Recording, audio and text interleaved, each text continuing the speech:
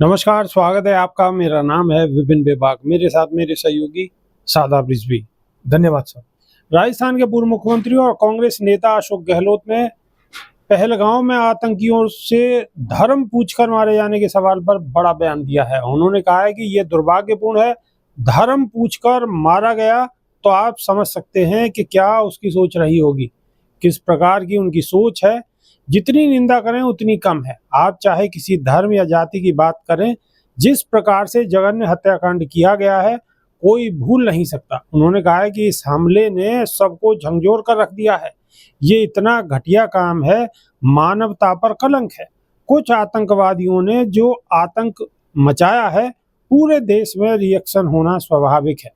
उन्होंने कहा है कि मैं समझता हूं कि उन परिवारों पर क्या गुजर रही होगी जिनके आंखों के सामने परिवार का मुखिया चला गया हो, मार दिया गया हो। कई लोग भर्ती भी हैं। इसकी तो घोर निंदा जितनी करें उतनी कम है। अशोक गहलोत ने कहा है कि हमारे पास शब्द नहीं है, किन शब्दों में निंदा की जाए, शब्द ही कम पड़ जाते हैं, ऐसी स्थिति है। मेरा विश्वास है कि देश के जो हमारे फौजी हैं, आर्मी है, बीएसएफ है, उनमें दमखम है मुकाबला करने का। वो भविष्य में मुकाबला करेंगे और ये भी पता लगाएंगे कि कहाँ चूक हुई है। पूरे देश के अंदर ऐसा माहौल बन गया है और मैंने देखा है जब कभी ऐसी स्थिति बनी है उस वक्त तमाम जो दल हैं, राजनीतिक दल हैं या जो आम लोग हैं, एकजुट हो जाते हैं। शादाब रिजवी, जम्मू कश्मीर की घटना ने देश को झकझोर कर रख दिया है और पक्ष या विपक्ष सब एक ही मांग कर रहे हैं कि न्याय होना चाहिए और जो दोषी हैं उनके साथ सख्त से सख्त कार्रवाई होनी चाहिए।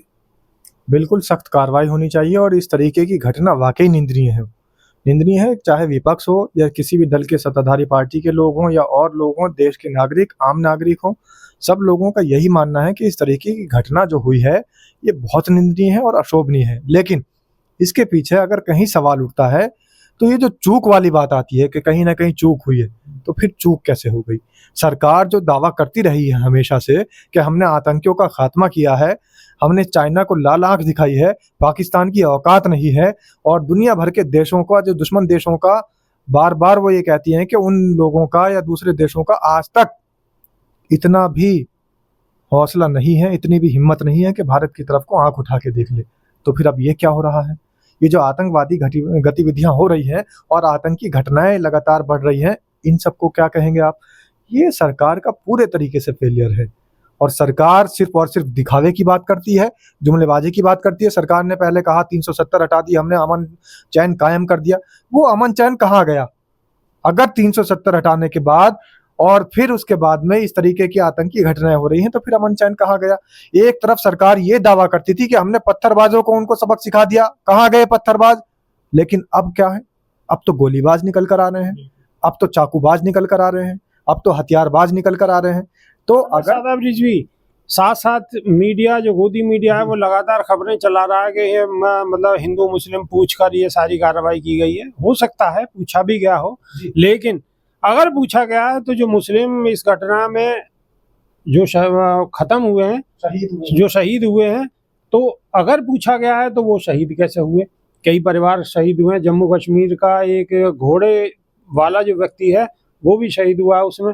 तो कहीं ना कहीं इस बात में फर्क है और ये माहौल बनाने की कोशिश की जा रही है किसी भी तरीके से। इसे धर्म विशेष के खिलाफ एक प्रायोजित तरीके से प्रोपेगेंडा चलाया जा रहा है।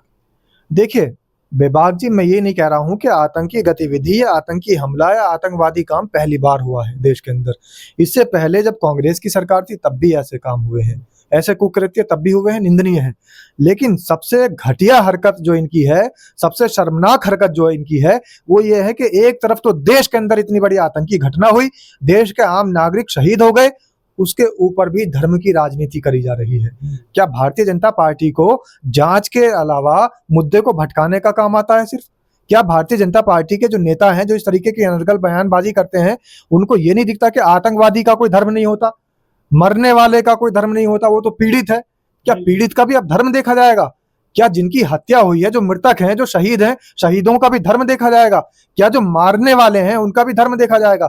इस तरीके की घटना तो अशोभनीय है ही, लेकिन उससे ज्यादा शर्मनाक ये बात है कि किसी भी घटना को धर्म का चश्मा पहना दिया जाता है और माहौल को संभालने की जगह बिगाड़ने की कोशिश की जाती है। माहौल को संभालने की जगह बिगाड़ने की कोशिश की जाती है। कोशिश लगातार जारी है, जो नहीं होनी चाहिए।